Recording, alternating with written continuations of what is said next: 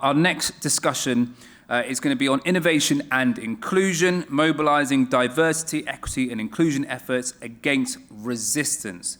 So please give a very, very warm welcome to our panel. The host is going to be Adeife Onwuzulike, a global DEI director of Euromonitor. Then we have Vanessa Sanyauke, founder of the HEAL app. Lee Chambers, award-winning psychologist, disabled founder and expert in male allyship and gender equity, and Elliott Rae, speaker, author, and founder of Parenting Out Loud. Please give them all a warm welcome.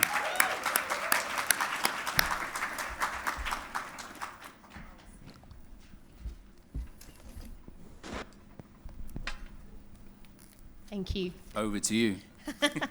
Love it. Hi, everyone, and I hope everyone is doing well today. Today is going to be a really exciting discussion. Lee, Vanessa, Elliott, and I all come from different backgrounds, but we all have, in some way, operate within the D&I space. Just a little bit of background about myself. I am a global director covering DEI as well as well-being for an organization called Euromonitor International, but I also support and work with organizations and individuals in their DEI journey as well, and run a DEI network for Black and brown DEI professionals trying to navigate this space. I'm a mum, I wear that badge proudly, and a wife, and really excited about today's conversation. Vanessa? Hi, my name is Vanessa. I'm the founder of the HEAL app, and what we do, we help companies, mainly in the tech and finance sector, utilize community-driven recruitment to improve their hiring outcomes when it comes to female talent. So my background, I have worked in DEI for, I think, now 18 years. So I started way back in the day before it was even called diversity and inclusion. And I worked in the financial services, and when I left my job, I was at Standard Chartered doing global DEI. And I left my job 3 years ago to focus on launching the HEAL app. Super, good afternoon everyone. So yeah, I'm Lee Chambers, slightly different background. I only lasted 2.5 years in corporate, no surprise because I say what I think quite often. But then I went from there to build a tech company over 11 years and ended up selling that, and then decided I was going to try and change the world. And nowadays I'm focused on the skills of allyship, really fostering the understanding of different people, about how they can actually come together, how difference can forge innovation, how collaboration can create diverse teams that can make a difference in the world, and also a lot of social impact with boys in schools. Hi everyone, lovely to be here. It's the first time I've heard amapiano music in the breakout session. I was like, if this goes on any longer, you assume I'm here dancing. Like literally sick. I've seen this event for so long, so good to be here. The space is incredible. And for many years, I've been in the audience in these events, you know? And recently, in the last few years, been lucky enough to be on stage. Elliott Rae, I'm a disruptor. I spent my whole life disrupting spaces.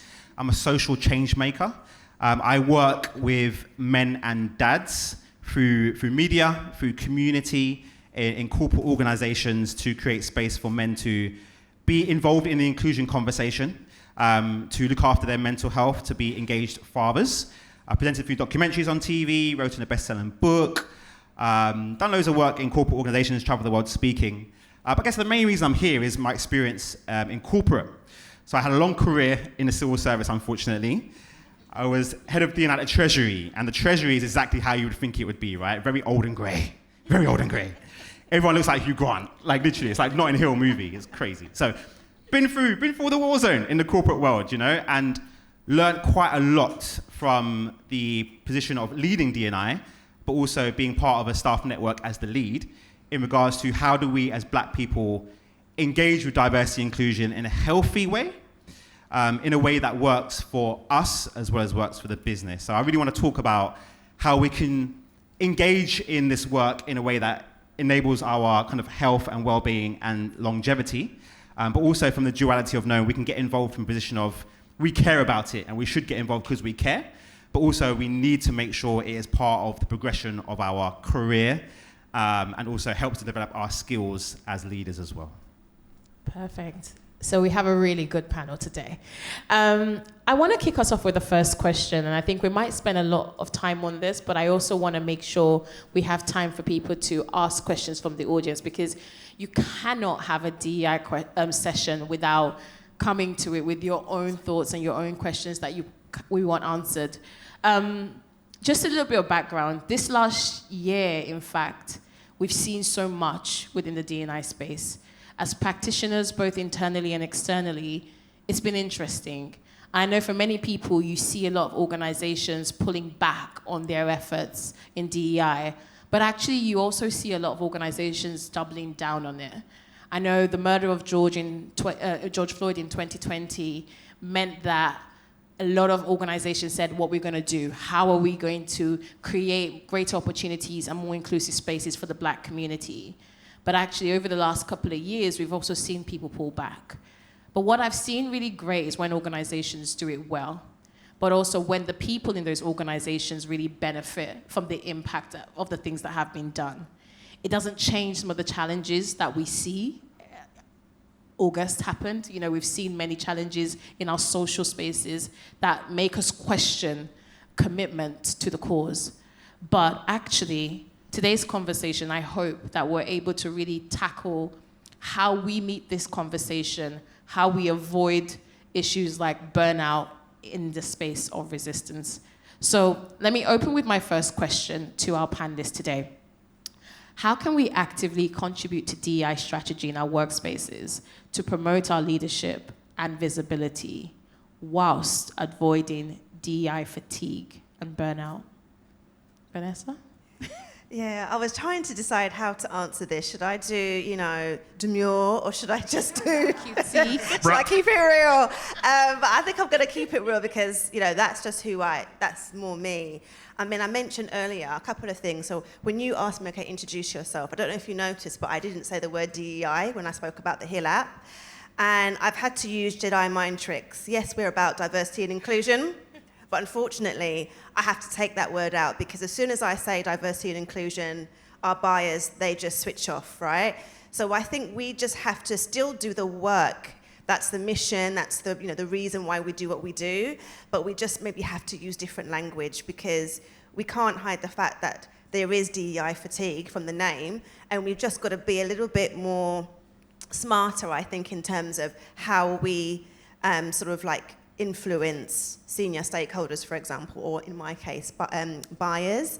And it's unfortunate, but I think the other side of it is that, in this space, I've worked in this space for so long, and before we even had the term diversity and inclusion, so way back when I started in this space, it was actually referred to as corporate social responsibility. And then it became diversity and inclusion, but it's the same mission. It's the same mission and same cause, and I think we need to think about, okay, what does the future of diversity and inclusion look like? Having a new, I guess, even if it's a new name, but it's the same mission, I think that's really important. Lee? Yeah, so I suppose we've got to look at it from two lenses, right? We've got the wider ecosystem at the minute with foolish people saying DEI stands for didn't earn it. Yeah, right. But ultimately, there's a lot of people who are outspoken against DEI. They've got their agenda and their reasons for doing so. And that can make it feel like in the wider world that we're in today, that really it's under attack. There is no doubt out in the US there are some real challenges that companies are facing. And we've got to be honest and have a look at what are the reasons behind that, what's fueling that. It's a very coordinated attack against things such as positive action, which are actually working to reduce some of the barriers that we face. But I think so often we can look at that bigger ecosystem and think, Jesus, what's happening? What am I seeing? I suppose when you actually look at it a bit deeper, you realise that some organisations have actually doubled down and really reaffirmed how they can effectively use DEI to ensure that, I suppose, positions are filled on merit. They find that talent that takes another step to try and uncover. They're actually thinking about global workforces of the future and how they can be places that actually attract the talent that isn't always looking at your industry, your sector, and actually becomes a real employee value proposition piece where you're actually looking and thinking, yeah, I'd work for that company. And it's not just what they say, it's what they do. And I think if you then pull it down to your own journey, I know many of you sat here at the minute and you're like, I'm tired, man. I'm tired. And you're connecting with people in this room. You will get energy from today. Absolutely no doubt about it, sharing those stories. Like, I want to be honest, a lot of the people I speak to, they're close to saying, I'm done. There's only so much I can take. And I suppose if we look at this work and really think about the impact that you can have within your organisations on the journey that you're on, it's really important to think that engaging in this work is important. It's not just your responsibility. This work is everyone's responsibility. And it's really important you consider how you do this work, your little piece of activism. What skill set do you have? How can you really effectively add to the positive noise and actually drown out some of that negativity? How can you do that in a sustainable way? Because some of you will not be measured on this side of desk work that you do. How can you do that sustainably? And finally, how do you very, very intentionally look at those opportunities as things that can amplify your voice, build your brand, so that you're not as reliant on the entity that you're in today. You're actually fostering a skill set, a level of exposure, and a level of opportunity gathering for the future. So really be intentional with how you engage. And I'd ask you not to give up, because we've all got a role to play, but ultimately, really hone in. Don't be told what to do. Select where you can best make an impact. Yeah, well said, Lee. I think burnout and fatigue is real, if we're being honest, and engaging this work, it can lead to that. But before I say what I want to say, I want to preface by saying, look, we should get involved in our organizations because we need to be part of the progression. When I was working internally, Treasury or DEFRA, and there were especially black senior people who weren't getting involved, I'd be pretty angry with them, to be honest. I'm like, look, you've made it there, right? You have a responsibility to now do something to contribute to creating a more equitable organization. So my core message is we have to get involved, but how is the key? So I was head of race at DEFRA, Department for Environment, Food and Rural Affairs. I've forgotten already, right? Trauma, right. So I was there for a long time, and I was a head of race equality from 2017. And I was at a stage of my life where there was a lot going on. My daughter was young, we just moved house. My business, music, football, fatherhood was picking up, but I loved my job. I was head of race equality. I was representing the black people in the organization. I was the face of the progression, and I poured everything into this job. I worked so hard, and we got some amazing benefits and outcomes in regards to more black people getting promoted and Asian people getting promoted. And BAME, do we still use that term? I don't even know. But yeah, you know what I'm saying. They got more people promoted, which is really good. And it was in an environment where a lot of people didn't look like me at all. So DEFRA, if you know about it, environment and food, a lot of people are from rural areas.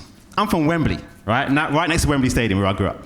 I'm meeting loads of people from the sticks, from the country, and they look different, they speak different, they're not like me at all. But me and my team went through that, did amazing good work. What I found during that period is I was working so hard, there were points where I started to feel dizzy. Like I walked down the road, and I'm like, I can't literally walk, I need to sit down, I'm feeling dizzy. I was getting chest pains in my chest. I went to the doctors a few times, even in the ambulance a couple of times. Went to the doctors, and they thought I had a heart condition called left ventricular hypertrophy. So I went to see a specialist, sat down in a chair at Hammersmith Hospital, and as soon as that specialist put the thing on my heart, they said, no, Elliott, you're fine, but let me talk about your lifestyle. And I explained what I was doing, and she was like, you're stressed. And I didn't feel stressed at the time, because I was loving what I was doing, I was loving my job, we were getting good outcomes, family was well, I was achieving things. But when I think about it, I was definitely stressed, because this work, not only do you have to be a good communicator, policy maker, strategist, stakeholder manager, but you're talking about your lived experience. When people are pushing back, they are pushing back on you. It is so personal. And so I had to learn the hard way about how we engage this work has to work from our place of our health and well-being. But on the flip side, you can have amazing experiences. I would say I am where I am now because of the experiences I got leading DEI at the Treasury, where I was the most senior black person in the Treasury at the time, leading race at DEFRA. I am here because of the experiences that I learned and the networks that I made and what I learned from being around senior leaders. Interviewing the permsec on stage, going and meeting that guy from procurement that you don't know, but actually is the plug, right? Like having the networks and the experience to lead in a different way, to speak on stages, to use your skills. I use some of those experiences and my competencies to apply for jobs. My visibility, my networks, my mentors, so much can be gained. But I want to talk to you about a few actionable things that you can do to make sure you use it in the right way. So, as Lee mentioned, it has to be part of your objectives. I've known people who have been doing D&I work, staff network work, all year, get to the end of the PMR, and their line manager looks at them like, okay, that's great, but we're not including that in your assessment. You have to be part of your line management objectives. Your line manager needs to support what you are doing. I think you need to be strategic. What are your skills? How do you shine in your network activities? What are you good at? How do you take those transferable skills into your inclusion work? So you're going to shine while you're also going to learn new things. How do you be strategic about how you use your networks? Like staff networks and inclusion work is very visible, and you can make really, really good senior leader contacts. How do you be strategic about how you network and kind of gain mentors for your day job through your inclusion work as well? And how do you also spot the seasons in your life? There will be some seasons when, yes, you have the time and capacity to pour into extracurricular things, and that is good, and definitely do that. But there'll be seasons in your life when maybe you're a new parent, or you're moving house, or you're planning a wedding. You know, our weddings are big, right? They take a lot out of you. There's 400 people at my wedding. Half weren't invited, by the way, but came. Another story. I'm from Grenada, my wife's from Zimbabwe, long story. But anyway, wedding planning, whatever you're doing, making sure that that season in your life is the right season where you're pouring into what you are doing in your life. So really think about intentionality and how do you engage with the work in a way that works for your health, your well-being, and your longevity, and ultimately your progression in your leadership role as well. Thank you. But I do think the points you've all made are very valid, but I will pick up on something that you said, Elliott, before we go to our next question, because we are all going through seasons of change. Right now in the DEI world, I will still say DEI because for me, it's not what it's called, it's what we're doing. We are going through change, but we will constantly be going through change. It's how we show up in the midst of change, how we push past the challenges that we can physically see to see, okay, where are the opportunities in this? And the reality is when tough time comes, there are opportunities. In the pandemic, you had people really struggling, but then you also had people buying houses. I'm leaning into what Emmanuel was sharing. And it's about how do we see through it, but also how do we take care of ourselves? I'm a practitioner too, and I remember, I think last year, I have to navigate some hard stuff, and I remember sitting there thinking, what am I doing? You know, because I know in the room there are some people that are internal practitioners in the game, and it is not easy. But actually what you say to yourself every day is that this is a job. I want to do the best in the job, but I also have to know that if I want to do the best in the job, I have to take care of myself. And sometimes it seems hard to do that, but we're in a time now where conversations on well-being are more progressive than it was a few years ago. And so it's how do you ensure that you're vocalizing that, you know, actually this season I'm gonna pull back and this season I'm gonna push forward, so that when you are doing the work or when you are trying to position yourself for leadership or you're trying to seek out new opportunities to better the organization, you're doing an analysis of when is the right time, should I do it, so you don't feel that, oh, I'm just getting the resistance all the time. Actually, I've strategically thought about it, and maybe this is not the right time. It seems like the right time, but it might not be. But you also learn that through stakeholder relationship, working with the leaders, and also, and most importantly, DEI is not a side piece, okay? It's not a job or a thing that you do because it's great. DEI is part of your business ecosystem. There's something called the 7 S's, and essentially it's your strategy, it's your structure, it's everything within the business that makes it the best business it is. And we know now more than ever, you can't talk about how a business is progressing without thinking about it from an inclusive lens, of which I is part of the DI. D is diversity, E is equity, and I is inclusion. And it's not just a buzzword, but it's actually tangible steps that you get to say, okay, do we have the representation in place? Are we making sure things are equitable? Do people feel like they belong and they're included? And that's where we focus our efforts on how are we managing our people, how are we seeking opportunities, how are we helping to make things better, because we know the opportunities isn't the same for everybody. But Can I jump in as well? Because when you were talking, I think what we had during the whole, Black Lives resurgence, and it's a resurgence because the Black Lives Matter movement was always there from George Floyd, was you'd see a lot of companies think, oh my God, we've got like no DEI team, no DEI lead, and they would just hire one person for maybe a company that has, say, 2,000 employees, maybe, or even more, and expect this one person to change a whole ecosystem. Decades and decades of poor practice of systemic racism. And so for anyone that's a DEI practitioner, do not take a role if there's no team. Okay, because if it is just you, can you imagine the amount of work you have to do? No wonder you get tired, because it's just you. You either need to have budget signed off before you sign the contract so that you can go and recruit your own team, or don't take on that role. There needs to be a team in place. And secondly, what I did when I was at Standard Chartered Bank is we made sure that it's not just me as a DEI practitioner. Every single person has a role to play in the business. And at the time that we had 70,000 employees, and I had to do the global strategy, which was a task. But I would break it down by country and region. And every region, we would have CEOs of regions, and I also worked for group diversity and inclusion, so I worked with the exec committee.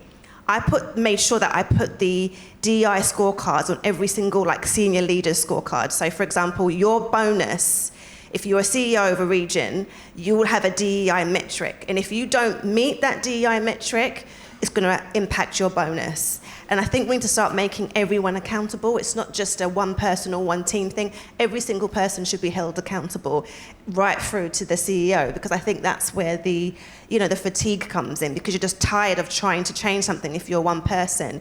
And then when we look at change makers, the famous change makers of our time, they've also had strong teams. They've never done it by themselves. And then the last thing I guess I want to say on that is in terms of well-being. So my team, I used to also do, I used to be head of D&I for a law firm, which was just the worst experience of my life. It was so toxic.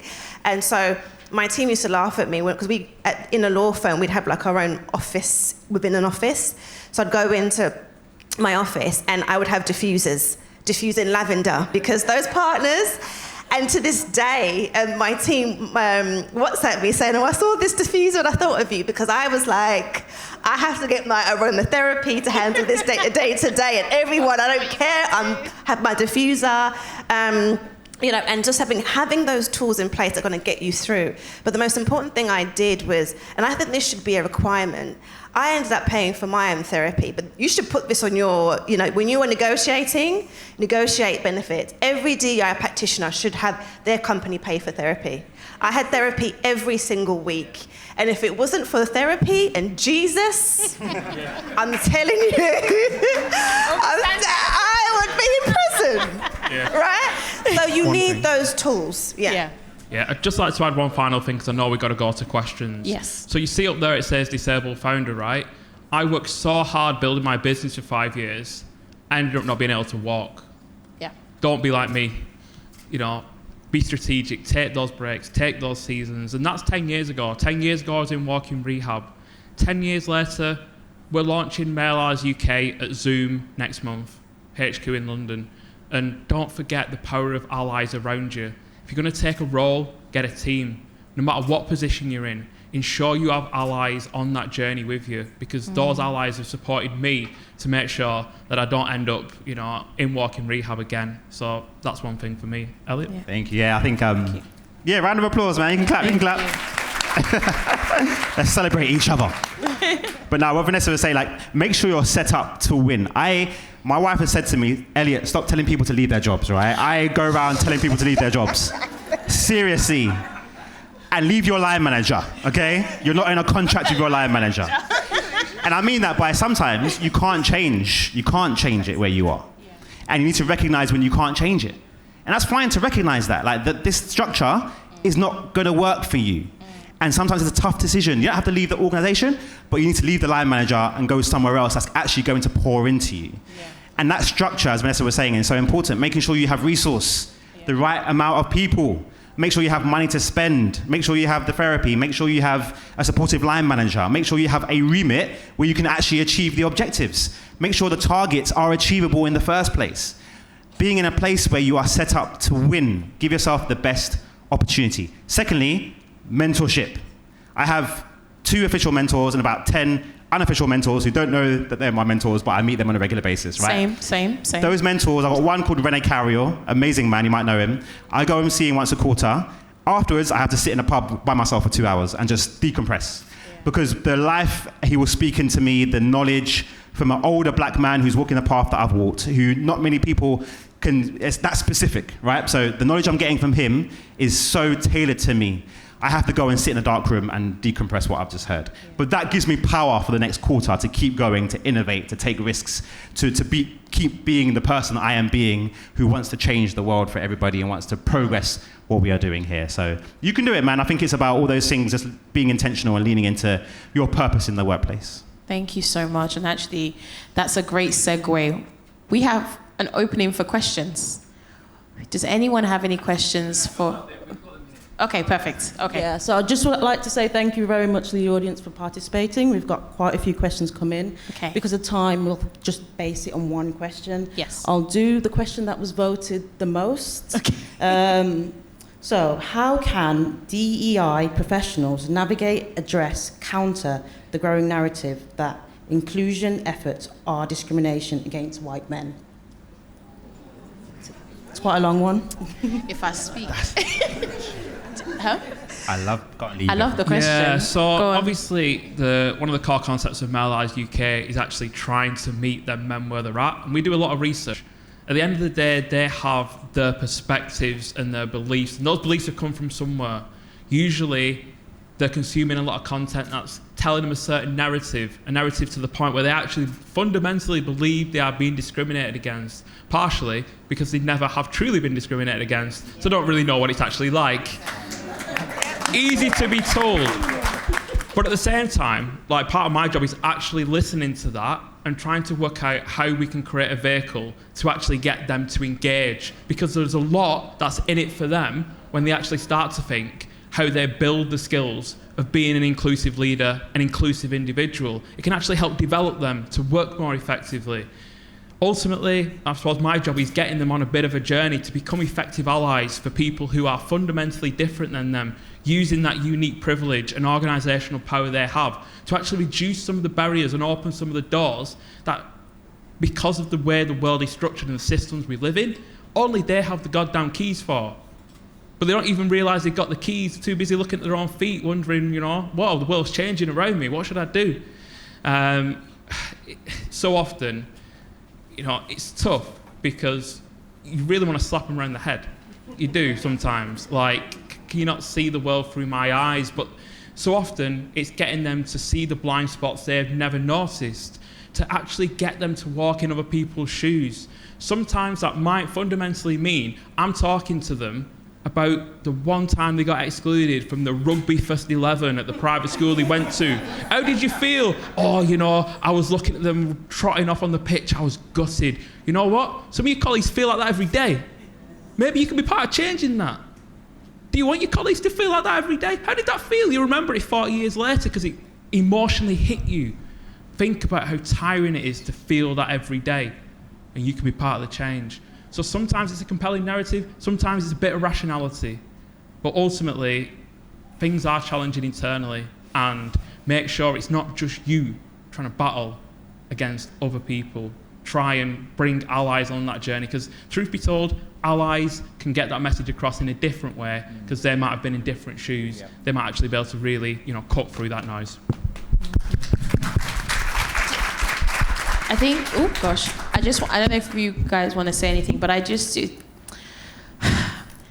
this conversation and the question that was asked is an interesting question, and I think many DEI practitioners are facing it right now, and that's why you are seeing a lot of pullbacks and cutbacks on whether or not you should do something, and that's why you're seeing it in the US where they're saying scrap things completely. The reality of it is that the conversation has been so combative for such a long time that it's not about how can you benefit, how can I benefit, how can we benefit. It's more of you're getting it, I'm losing out. And actually, it's not that, because when everyone gets it, everyone benefits. And I think, as Lee has rightly said, firstly, it's the language that you're using. And I know from hearing from a lot of senior white men, they do feel excluded, but I also have to remind them as well that, okay, in that journey, what else are you doing to ensure that everyone feels included? But I also think beyond that, these are some of the real challenges we're going to be seeing going ahead. We don't want another George Floyd murder for people to start saying, actually, no, we still realize there's work to be done. But this is why, as Elliott said, everyone needs to be in this journey. Everyone needs to be in part of this change. It is tiring, it is exhausting. But unless we want to regress back to where we were coming from, and I can tell you now it's not great, and August reminded what that journey backwards looked like, we all need to come together as allies, Black, white, Asian, everyone, and say, how can we carry this on together so the weight feels less and we're all in this together? Thank you. Wow, thank you so much. Can you give the panel a massive round of applause? Thank you.